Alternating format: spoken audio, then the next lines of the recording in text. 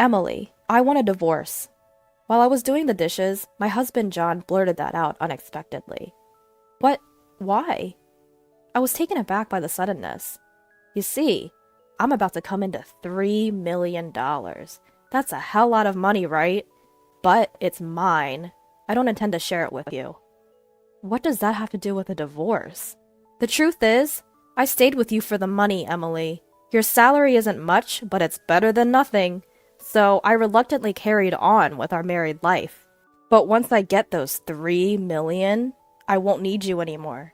I want to live a relaxed life alone. So please, let's part ways.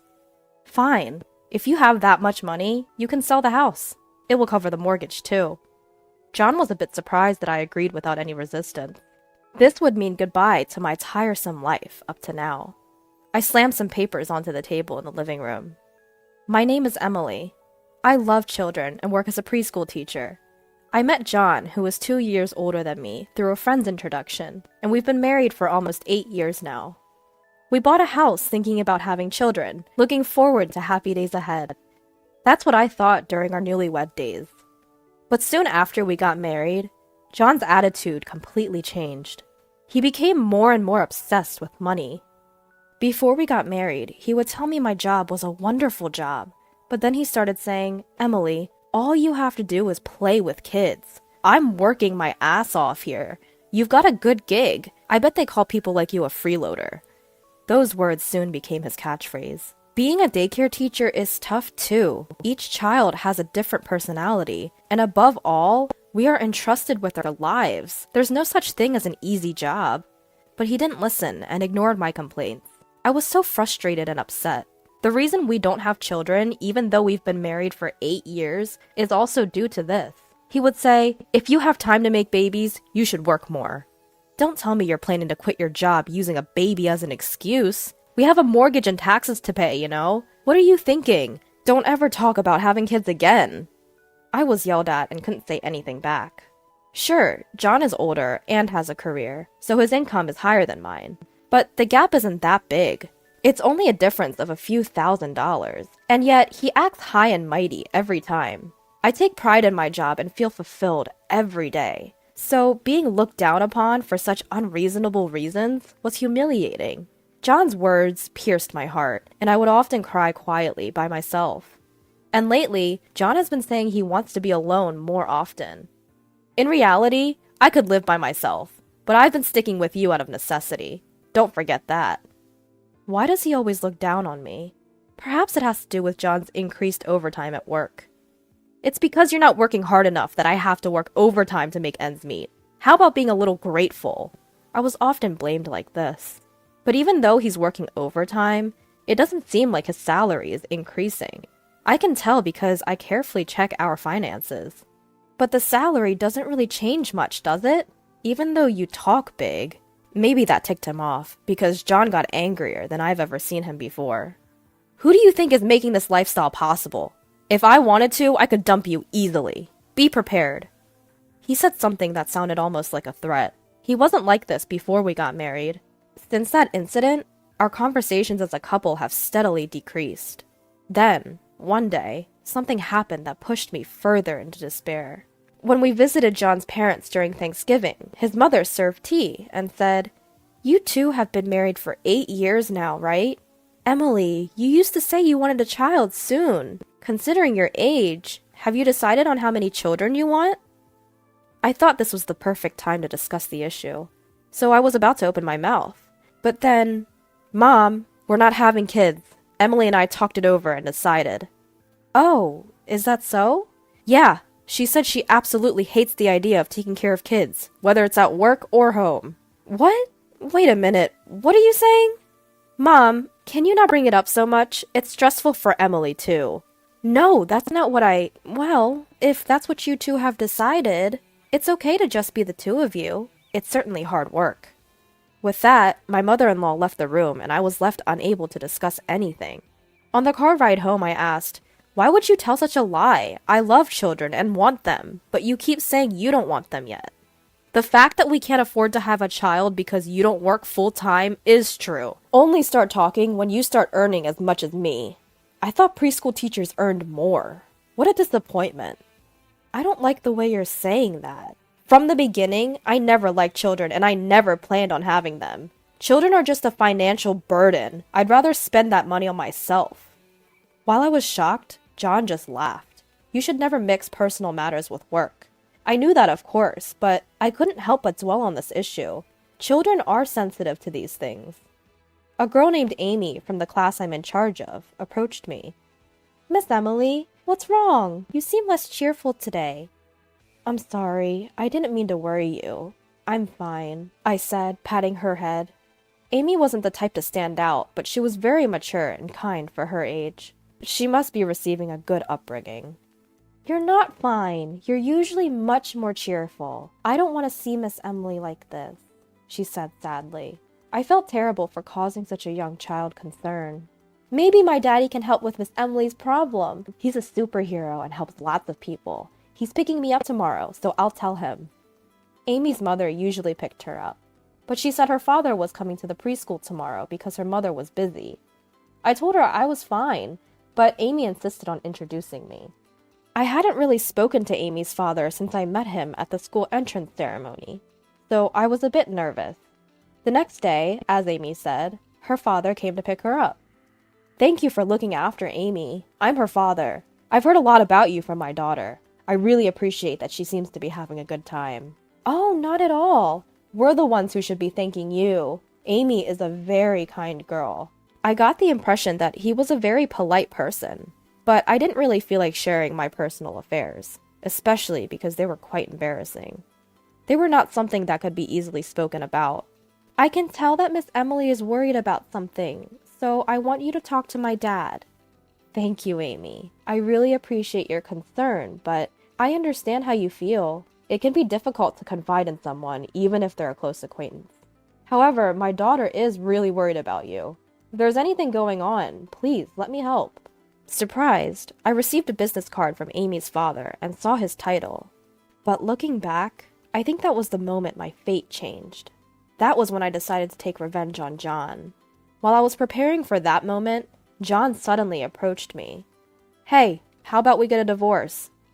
It was after a long time that John came home early and we had dinner together.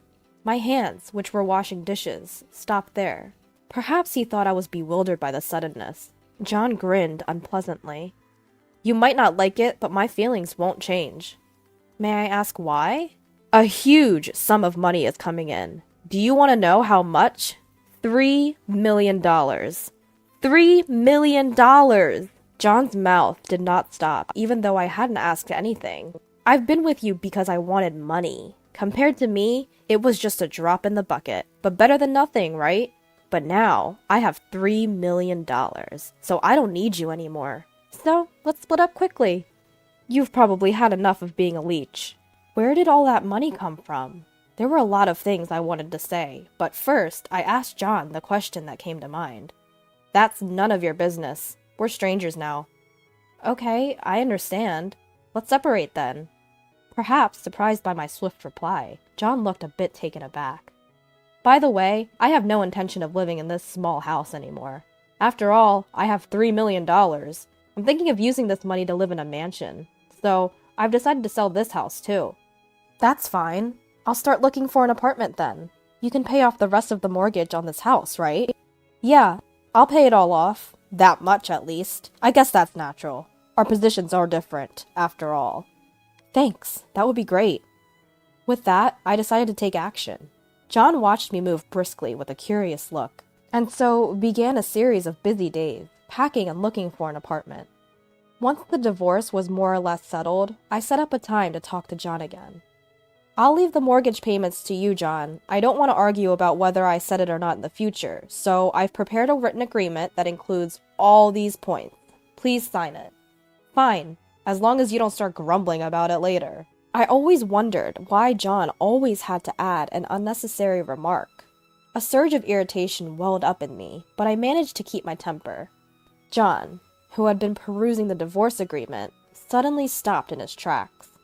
Hey, what's this alimony section about? Why should I be the one to pay? If anything, Emily, who doesn't work full-time, should be the one paying.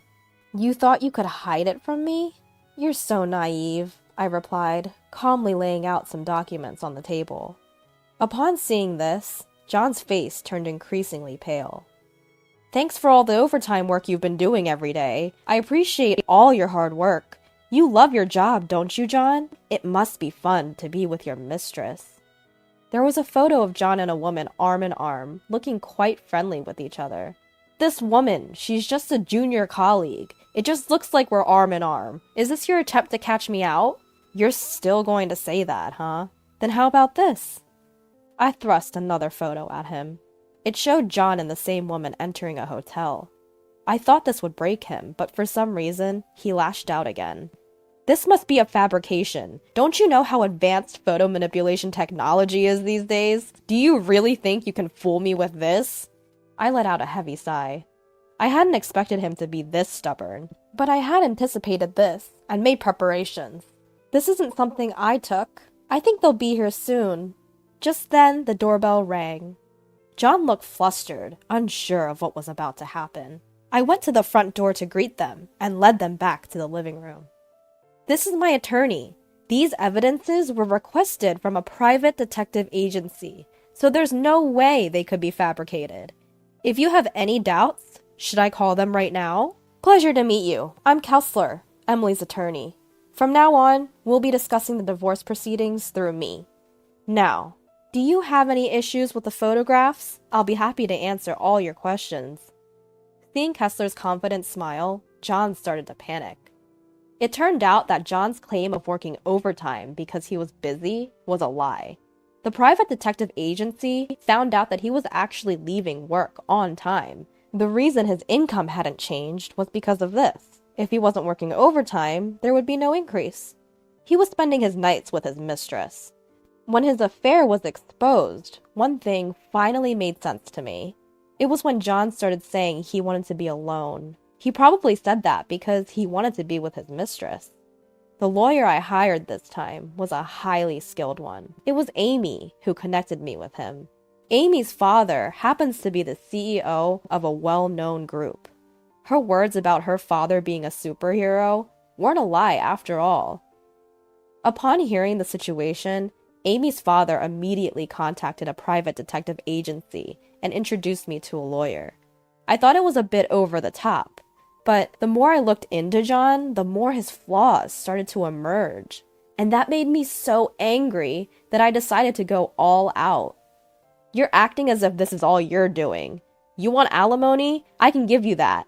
I have $3 million. I can easily pay you that. If you're done here, just leave. I never want to see your face again. I would have left even if you hadn't said that. If anything comes up in the future, let's talk through the lawyer. Don't come to me directly. Who would ever want to see you? He spat out these last words. I silently packed my things and left the house. Perhaps if it had been anyone but John, it might have had more impact, but he was himself to the end. Just how arrogant can one be? I wondered as I left the house. I thought my tale of revenge had come to an end. Then, a few months later, just as I was getting used to my new life in the apartment where the incident occurred, something big changed. My source of stress was gone. At first, of course, I was shocked by the fact that I had divorced, but I didn't even have a shred of love left for John. That's why I also felt a sense of relief. Despite that, he had the audacity to barge into my new apartment. Please, will you listen to me? I beg of you.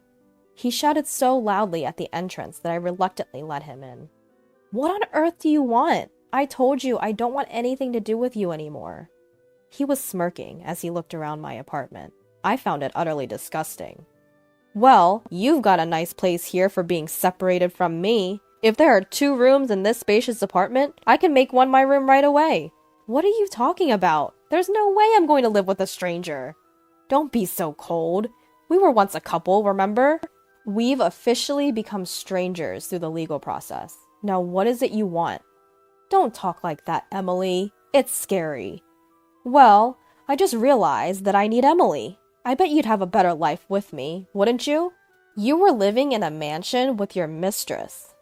I guess you were just with me out of necessity. I don't need to be with you. No, that was just a moment of confusion. I need Emily. You're just being stubborn, aren't you?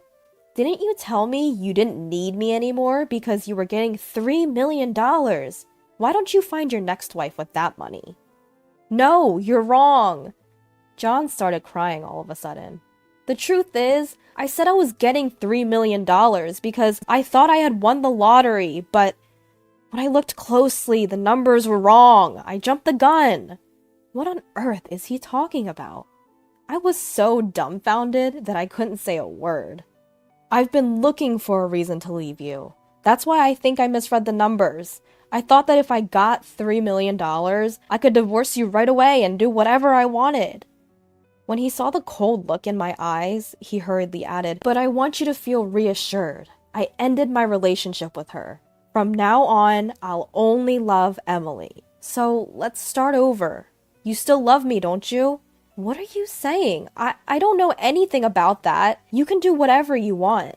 Please help me. I thought I was getting $3 million and I badmouthed my boss and quit my job. I can't ask him to take it back now. And what is worse, as soon as my love found out I didn't have any money, she stopped contacting me. It seemed like John was abandoned by his mistress. Of course, no one would want a man who was divorced, jobless, penniless, and homeless. That's why I can't pay my loan and I don't have a place to live. Emily, you're my only hope. I told you, I don't know anything about it. If you stay here any longer, I'll take appropriate measures. Did you forget about the pledge you signed when we divorced? If you break your promise, I'll claim 5 times the alimony. That's enough! You? John, in a fit of anger, raised his hand. Is that what you're going to do? If you lay a hand on me, I'll call the cops right away. You could be charged with assault. This apartment complex has security cameras, so even if you run, your face will be clearly captured. John turned pale at these words. Get out, now, or I'll report you for trespassing. At the mention of a report, John fled. There was a sound like someone tumbling down the stairs, but I simply shut the door without concern. Since then, John never came back. Later, my in-laws came to apologize to me. They seemed not to have anticipated such a situation. When I asked them about John's situation, they told me he had fractured his leg falling down the stairs that day. He had to be hospitalized for 2 months, which caused his expenses to pile up. However, he also had a mortgage and alimony to pay me, so he needed to find work as soon as possible. He begged his boss to let him work from home and rescind his resignation, but he had been quite rude when he quit, and they wouldn't let him come back. My in-laws fronted the alimony, so he also had that and the mortgage to repay. He's going to have a tough time. He really brought this on himself. Once things had settled down, I went to visit Amy's house. When I told Amy's father that everything had been resolved, he was very pleased. I've always wanted to meet you since Amy often talks about you. I didn't expect it to happen like this. I just made a few calls. I'm glad it worked out. I'm so happy to see Miss Emily smiling again. She could really be called a life changer. I'm overwhelmed with gratitude. My husband looked down on me, but because I was a preschool teacher, I am who I am now. I deeply felt the importance of cherishing every encounter. I love my job more than ever and want to keep doing my best.